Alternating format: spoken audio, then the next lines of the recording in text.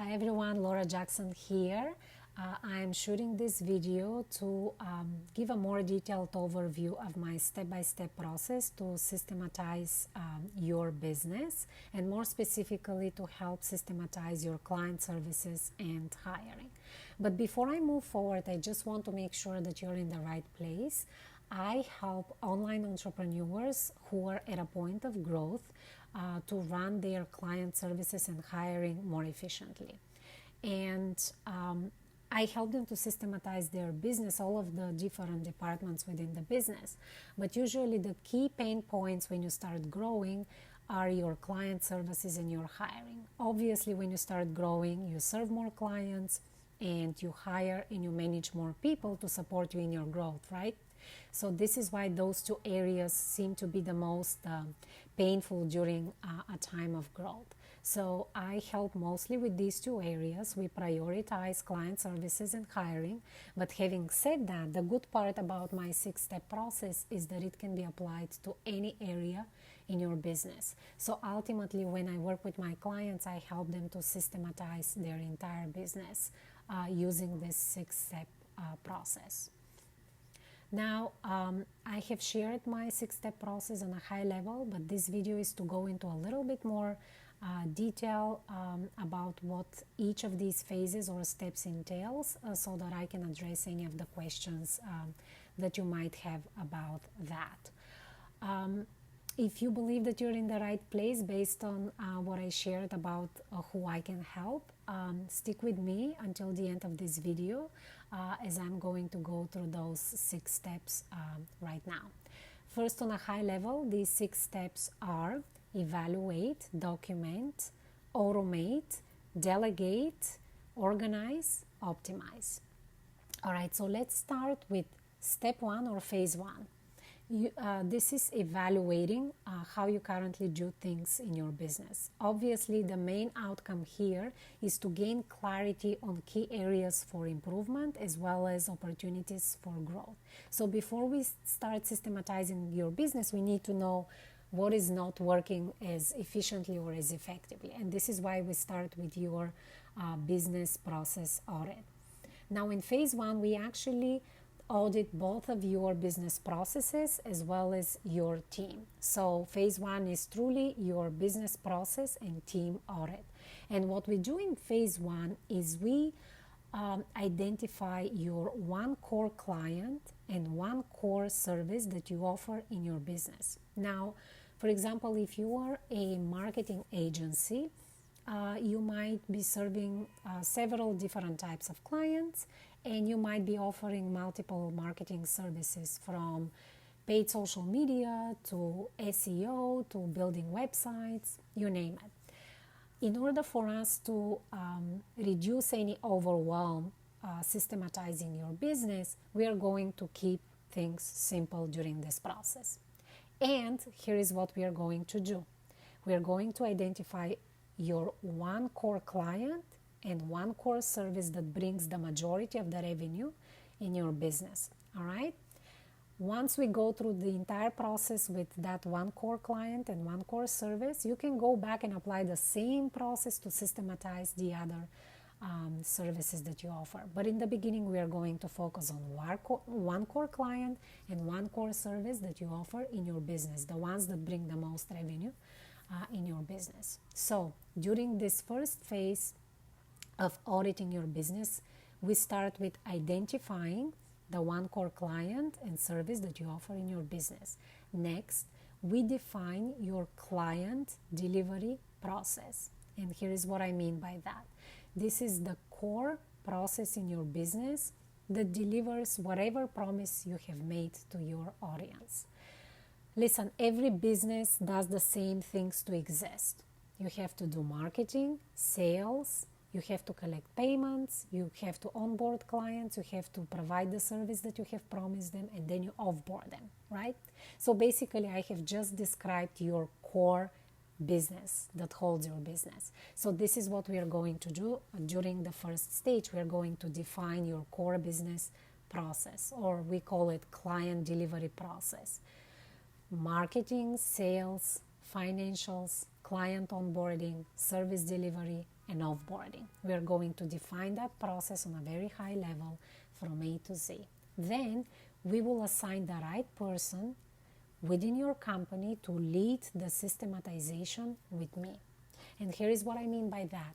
As the business owner or the founder, you should not be doing the nitty-gritty details of systematizing your business. As a matter of fact, this is exactly why we are systematizing your business to begin with, right? So that you can step away from management to focus on growing your business. So while I will need your input on a high level about your core businesses, about getting access to your software tools, about your team structure, you will obviously have input into all of that. It will be high level input. In terms of doing the actual step-by-step detailed systematization work, I will work with somebody within your team who is a very systems and process oriented person. Maybe that's your director of operations, or maybe you have a process nerd of sorts. All right? So during the audit, we are going to assign the right person to lead the systematization process with me. We will define your key departments with key functions. We will define key responsibilities within each of these departments. We will assign ownership to each of these departments. We will identify your key team members within each of your departments. And then we will assign the key business processes to each of these departments during this stage. All right, so the ultimate deliverable during auditing your business is to create one outline of your core client delivery process, from marketing and sales and payment and client onboarding and client delivery and client offboarding. From A to Z, we will outline your core client delivery process. And 2, we will outline your key departments and key team members. And the reason we are doing this outline is to audit your processes and audit your team. Why are we doing that? So that we can identify where the gaps are, where the inefficiencies are, where there is lack of clarity, things like that. Basically, we are identifying areas for improvement and opportunities for growth during this stage of auditing your business. So once we are done with phase 1, process and team audit, we move to phase 2. Now that we have clarity on areas for improvement and opportunities for growth, we start capturing knowledge from your top teams, top performers. We start capturing that knowledge into documentation. We put it into processes for scale. The deliverable during phase 2 is to select your system management software.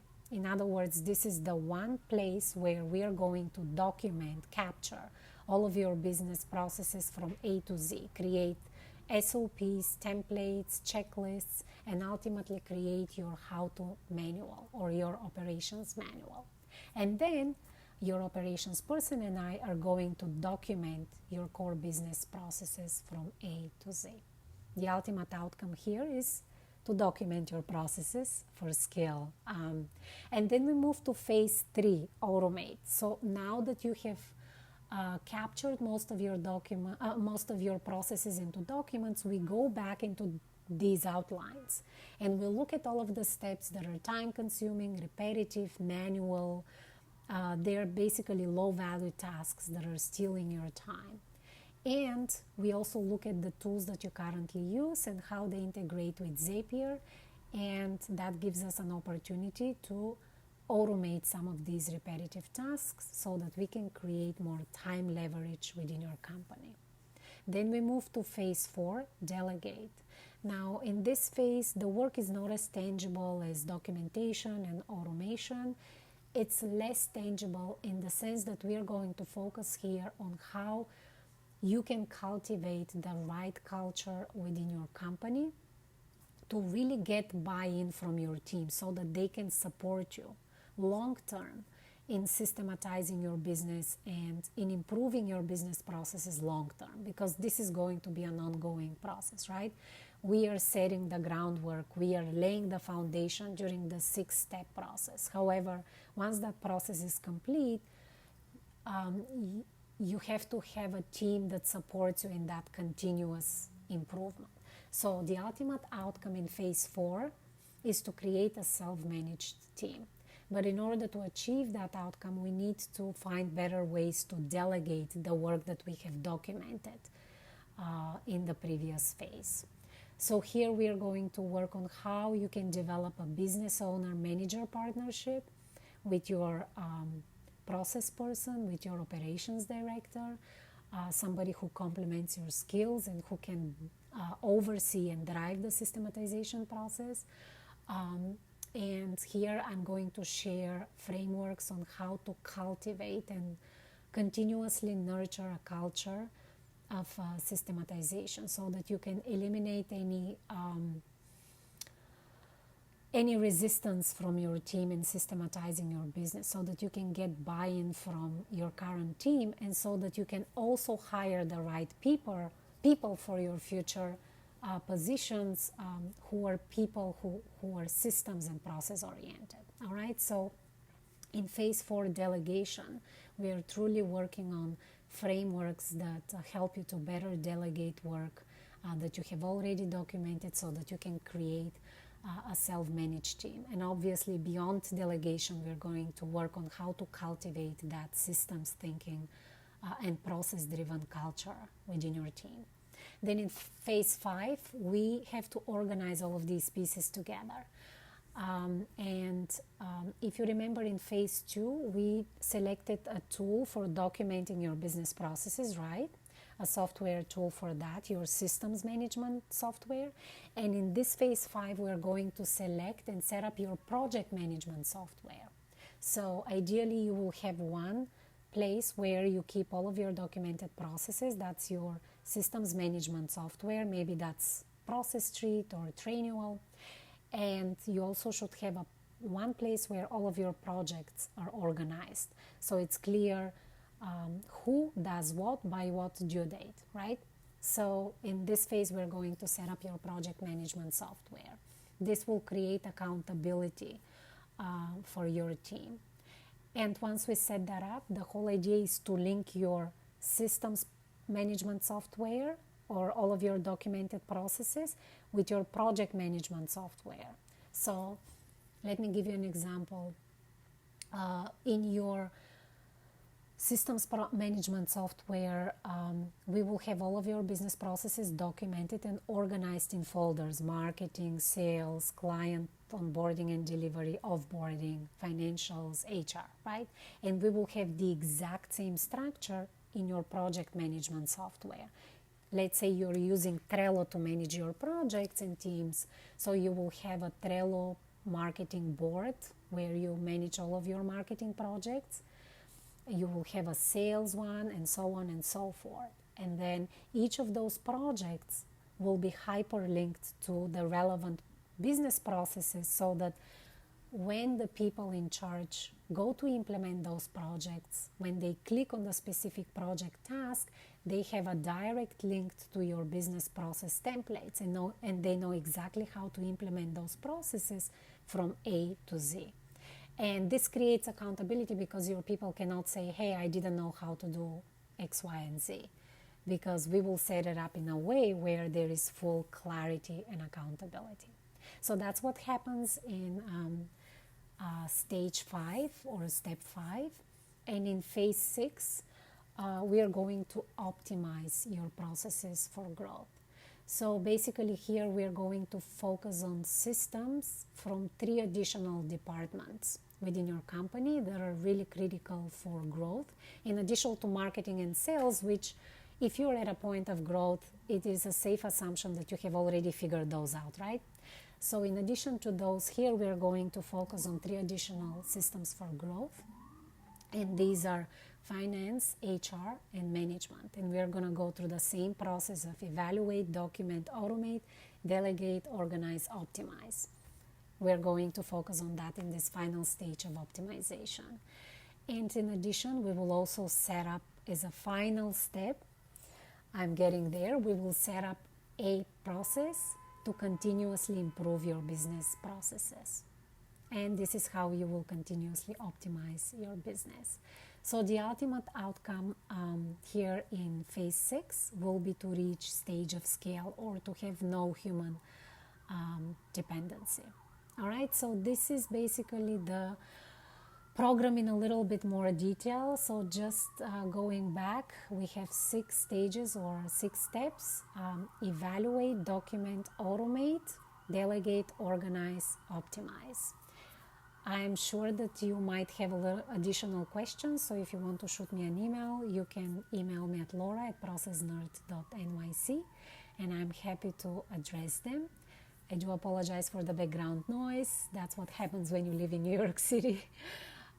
But with that, I trust that you have a little bit more detail into how I help my clients systematize their business. Cheers.